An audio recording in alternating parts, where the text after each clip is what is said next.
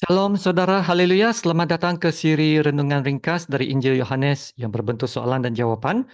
Kiranya kasih karunia dan damai sejahtera melimpahi Anda oleh pengenalan akan Allah dan akan Yesus Tuhan kita. Kita akan lihat Yohanes bab 13, satu ayat 27 dengan tajuk ini, bolehkah Kristian dirasuk roh-roh jahat? Mari kita baca satu ayat ini. Dan sesudah Yudas menerima roti itu, ia kerasukan iblis. Maka Yesus berkata kepadanya, apa yang hendak kau perbuat, perbuatlah dengan segera. Demikianlah firman Tuhan. Ya, kejadian Yudas dirasuk iblis berlaku pada malam jamuan terakhir Yesus bersama-sama murid-muridnya.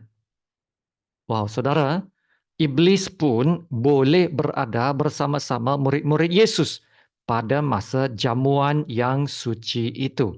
Nah, lihat soalan edisi ini.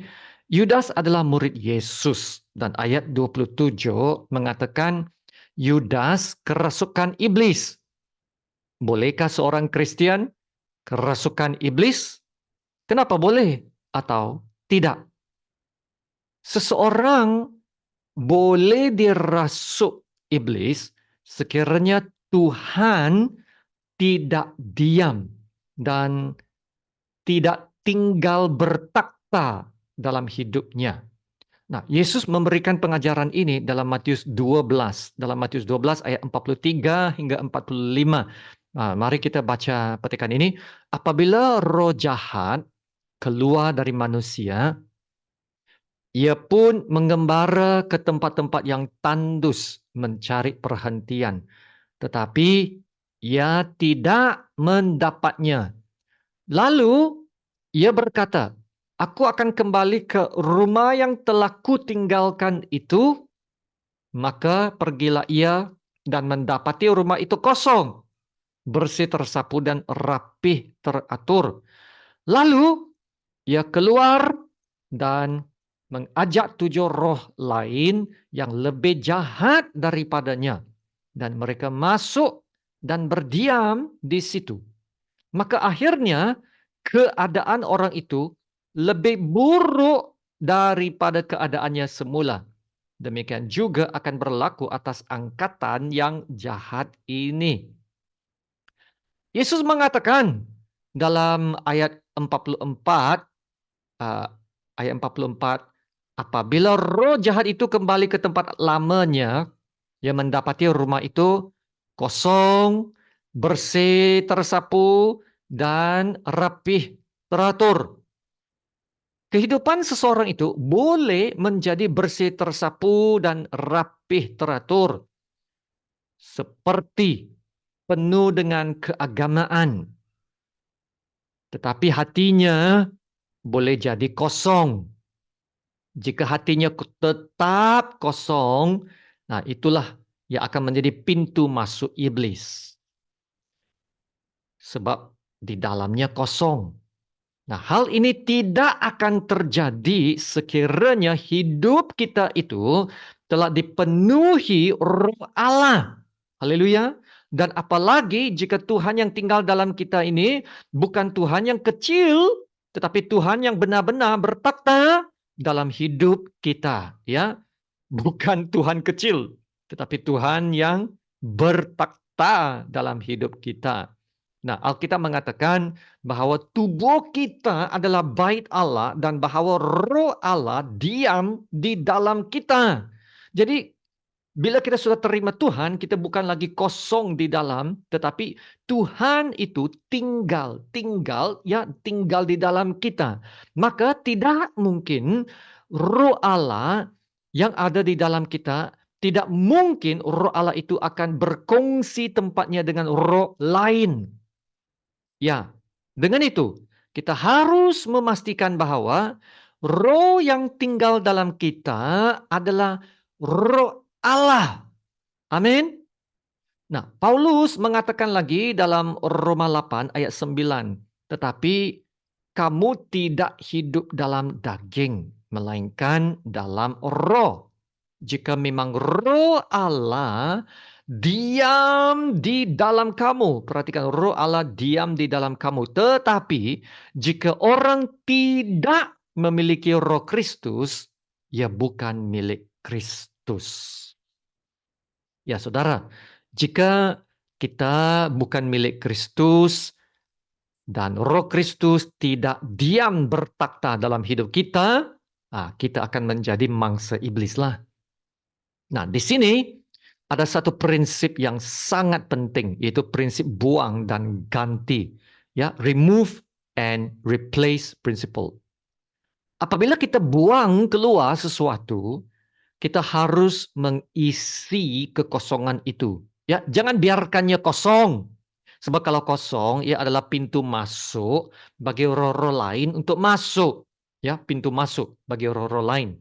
Dan apabila roh jahat telah keluar dari manusia tersebut dalam cerita dalam Matius 12 tadi, manusia itu membiarkan tempatnya kosong. Dan karena itu roh jahat dapat kembali semula ke tempat itu. Dan keadaannya menjadi lebih teruk dari sebelumnya. Jadi bila kita sudah lepaskan, mesti ganti, jangan biarkan kosong. Saya beri satu contoh dari keluarga kami sendiri. Bila anak perempuan saya masih baby, ya, sekitar 2-3 tahun, kami telah memberikan kepadanya tablet iPad. Wow, pada masa itu iPad begitu disukai ramai. Dan kami rasa anak kami dapat belajar dengan menggunakan iPad itu. Tapi lama-kelamaan kami sedar tindakan kami yang membiarkan anak kami pegang iPad itu tiap-tiap hari tidak baik, tidak sehat. Dan dia sudah ketagih benda itu. Jadi kami mengambil keputusan untuk memberhentikan anak kami dari terus-menerus pegang iPad itu.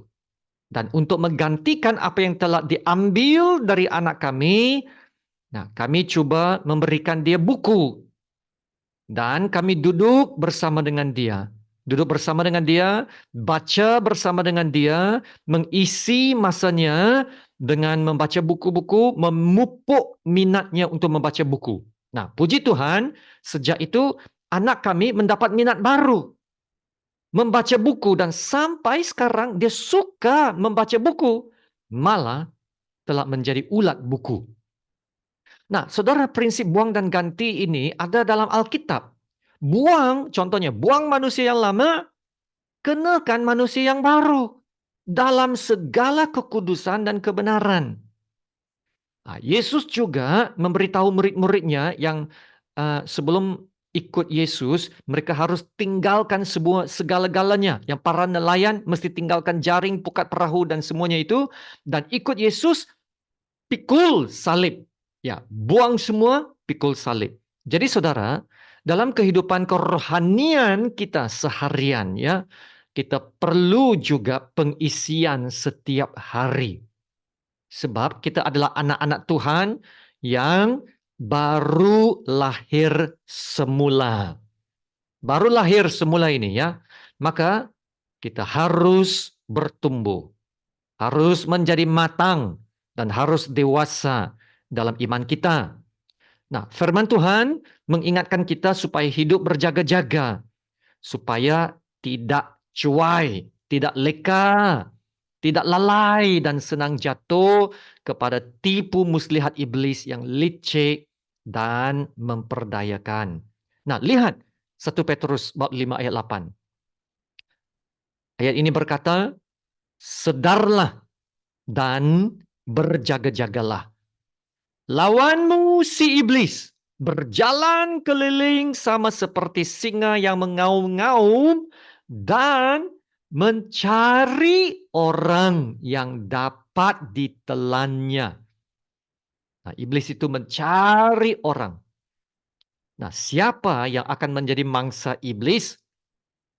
Nah, saya rasa semua orang, tetapi terutamanya yang lemah. Nah, iblis akan menyerang orang yang paling lemah atau yang ada dalam keadaan lemah. Yesus tak dikecualikan. Nah, Yesus juga menjadi sasaran serangan iblis. Masih ingatkah saudara, apabila Yesus berpuasa di padang gurun, Yesus menjadi sangat lapar dan lemah. Dan pada masa itulah, ya, dalam keadaan fisikal Yesus yang kelemahan, fisikal Yesus itu, nah, si iblis datang mencobai Yesus dalam keadaan Yesus yang lemah. Tapi puji Tuhan, ya, Yesus dapat mengalahkan iblis. Bagaimana? Bagaimana Yesus mengalahkan iblis? Dengan firman Allah. Firman Allah. Ya, firman Allah bukan sekadar kata-kata Allah, tetapi firman Allah itu sungguh berkuasa. Ya, firman Allah adalah seperti pedang bermata dua, dan firman Allah dapat mengalahkan iblis. Amin. Jadi ayat seterusnya dalam Petrus ini ada lagi sambungan ayat dia, adalah ayat 9 berkata, lawanlah dia dengan iman yang teguh. Amin. Nah, perhatikan firman ini. Berkata, kita boleh lawan iblis dan kita boleh kalahkan iblis. Wow, bagaimana? Dengan iman yang teguh. Bermaksud, kalau iman yang rapuh, iman yang cetek, iman yang lemah, iman yang palsu, pasti tak boleh lawan. Harus memiliki iman yang teguh. Iman yang benar, iman yang matang, iman yang dewasa. Maka sangat penting, saudara, kita perlu ada pengisian setiap hari. Pengisian dari firman Allah. Kita harus mengenal kebenaran dan membangunkan dasar hidup kita atas kebenaran Allah. Nah, pengikut Yesus yang sejati telah diberikan banyak janji pemeliharaan kuasa Tuhan. Jadi tak mungkin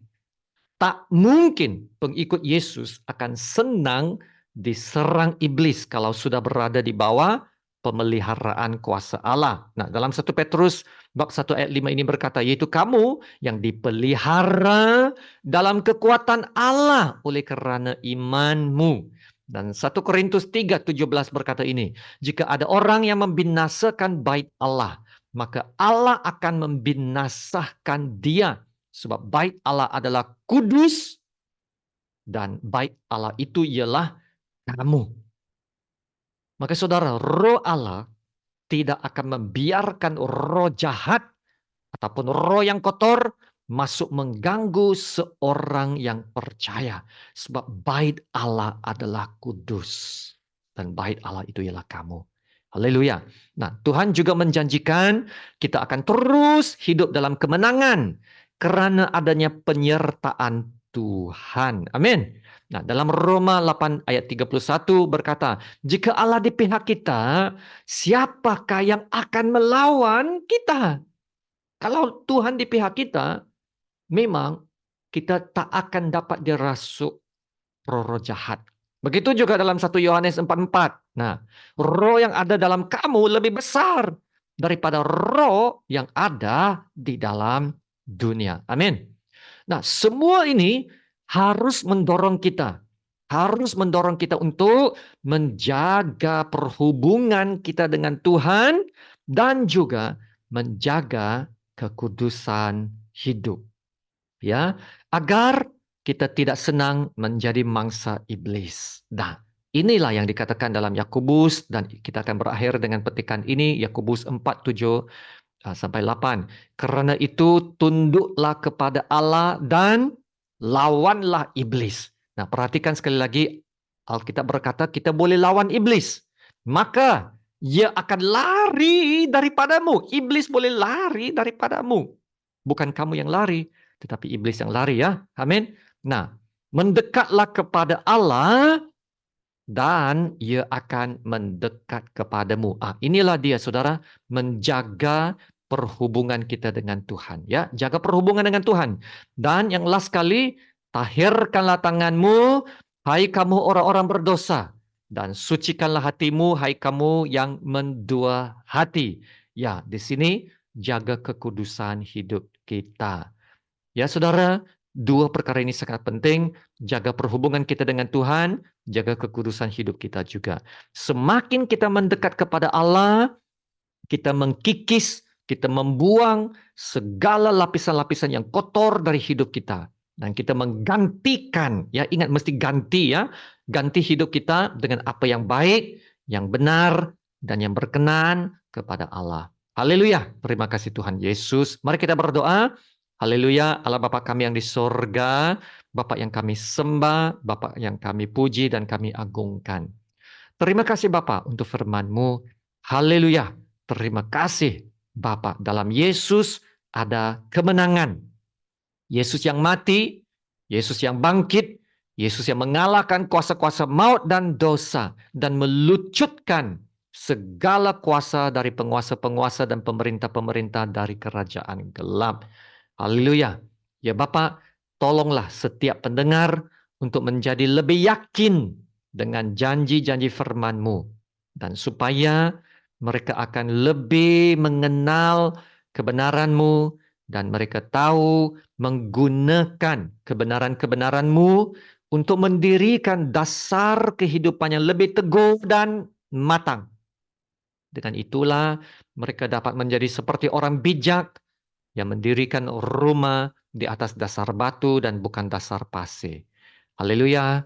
Ya Bapak, tolong kami untuk senantiasa hidup berjaga-jaga supaya kami tidak mudah menjadi mangsa kepada tipu daya dan apa jua tipu muslihat roh-roh jahat yang sedang mengawal dunia ini dengan kelicikan pengaruh-pengaruh yang coba menarik perhatian manusia dari menyembah Allah yang benar. Ya Bapak, kiranya hanya Allah Bapa yang bertakhta dalam hidup kami. Hanya Engkaulah yang kami sembah. Haleluya, terima kasih Bapa. Dalam nama Tuhan Yesus yang termulia, kami berdoa dan ucap syukur. Amin. Sama-sama kita menerima berkat Tuhan. Tuhan memberkati engkau dan melindungi engkau. Tuhan menyinari engkau dengan wajahnya dan memberi engkau kasih karunia. Dan Tuhan menghadapkan wajahnya kepadamu dan memberi engkau damai sejahtera. Amin.